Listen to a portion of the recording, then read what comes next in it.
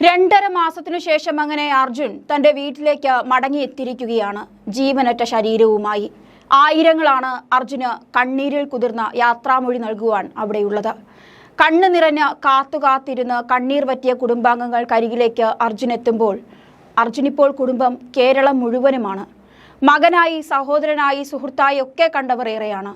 അർജുൻ അന്ത്യവിശ്രമം നൽകാൻ കോഴിക്കോട് കണ്ണാടിക്കലിലെ വീട് കണ്ണീരിൽ കുതിർന്നു നിൽക്കുന്ന കാഴ്ചയാണ് ഇന്ന് രാവിലെ മുതൽ കേരളം കണ്ടത്. പലർക്കും അർജുൻ ആരാണ് എന്ന ചോദ്യത്തിന് അവൻ ആരെല്ലാമോ ആയിരുന്നു, എൻ്റെ ഉറ്റവനായിരുന്നു എന്ന് കണ്ണു നിറഞ്ഞ് പറയാൻ മാത്രമേ കഴിയുന്നുള്ളൂ. അർജുൻ ജീവിതത്തിൽ ഇന്ന് വരെ കണ്ടിട്ടില്ലാത്തവരെല്ലാം അവൻ്റെ ജീവശ്വാസം നിലയ്ക്കരുതേ എന്ന് പ്രാർത്ഥിച്ചു, ആഗ്രഹിച്ചു.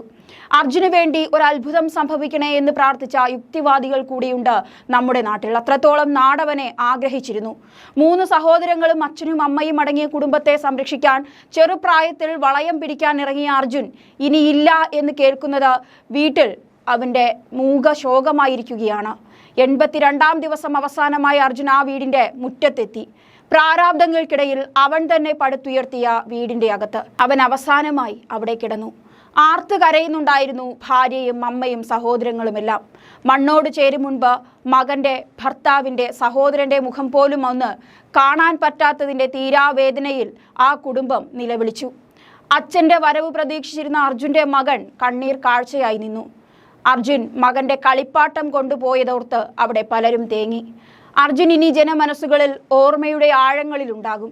ഷിരൂരിലെ ഗംഗാവാലി പുഴയിലേക്ക് മണ്ണിടിഞ്ഞു വീണ് ലോറിയോടൊപ്പം കാണാതായി 72ാം ദിവസം പുഴയിൽ നിന്ന് വീണ്ടെടുത്ത അർജുൻ്റെ മൃതദേഹമാണ് കണ്ണാടിക്കലിലെ വീട്ടിലെത്തിച്ചത്.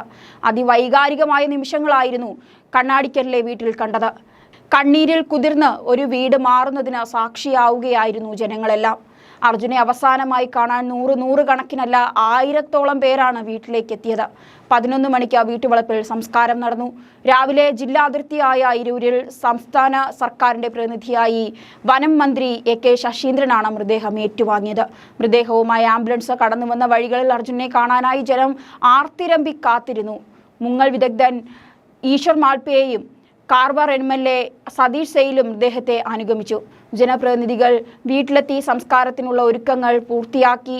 വൈകിട്ട് തൊട്ടടുത്തുള്ള വയലിൽ അനുശോചനവും നടക്കും. നാട്ടിലെ വിവിധ രാഷ്ട്രീയ പാർട്ടി പ്രതിനിധികൾ, സാംസ്കാരിക സാമൂഹിക പ്രവർത്തകർ, ക്ഷേത്ര പ്രതിനിധികൾ, പള്ളി കമ്മിറ്റിയിലെ പ്രതിനിധികൾ തുടങ്ങി എല്ലാവരും അർജുൻ്റെ ഓർമ്മകളിൽ ഒത്തുചേരുകയാണ്. ജൂലൈ 16-നാണ് കർണാടകയിലെ ദേശീയപാത 66 ഷിരൂരിൽ മണ്ണിടിച്ചിലുണ്ടായത്. ചായക്കടയ്ക്ക് മുന്നിൽ നിന്നവരും സമീപം പാർക്ക് ചെയ്ത വാഹനങ്ങളുമാണ് മണ്ണിനടിയിൽപ്പെട്ടത്. അതിൽ നമ്മുടെ അർജുനും ഉണ്ടായിരുന്നു. അവിടെ നിന്നിങ്ങോട്ട് കേരളത്തിൻ്റെയും കർണാടകയുടെയും വികാരമായി അർജുൻ മാറുകയായിരുന്നു.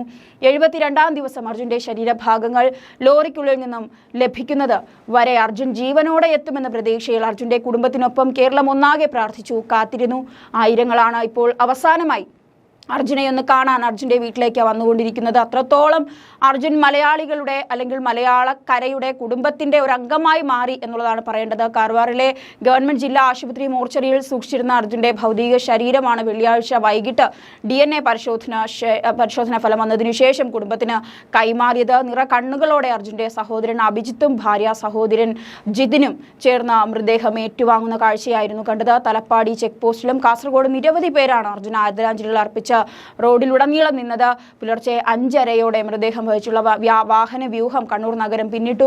6 മണിയോടെ അഴിയൂർ പിന്നിട്ട് കോഴിക്കോട് ജില്ലയിൽ പ്രവേശിച്ചു. മന്ത്രി AK ശശീന്ദ്രനും കോഴിക്കോട് ജില്ലാ കളക്ടറും അടക്കമുള്ളവർ സംസ്ഥാന സർക്കാരിന് വേണ്ടി മൃതദേഹം ഏറ്റുവാങ്ങാൻ അവിടെ ഉണ്ടായിരുന്നു. പിന്നീട് കണ്ണാടിക്കലിലെ വീട്ടിലെത്തിക്കുകയായിരുന്നു. അർജുൻ്റെ മൃതദേഹം DNA പരിശോധന നടപടികൾക്ക് ശേഷം കേരളത്തിലേക്ക് കൊണ്ടുവന്നപ്പോൾ കാർവാർ MLA സതീഷ് കൃഷ്ണയും മൃതദേഹത്തെ അനുഗമിച്ചതുപോലെ തന്നെ ഈശ്വർ മാൽപ്പെ അർജുന് നേരിട്ട് അത്യാഞ്ജലി അർപ്പിക്കുന്ന ഒരു കാഴ്ച കൂടി കൊണ്ട് കുടുംബത്തിന് കർണാടക സർക്കാർ സഹായധനമായി 5 ലക്ഷം രൂപ പ്രഖ്യാപിച്ചിട്ടുണ്ട്. കാർവാർ MLA സതീഷ് കൃഷ്ണ സെയിൽ അർജുൻ്റെ അമ്മയ്ക്ക് സഹായധനം കൈമാറും.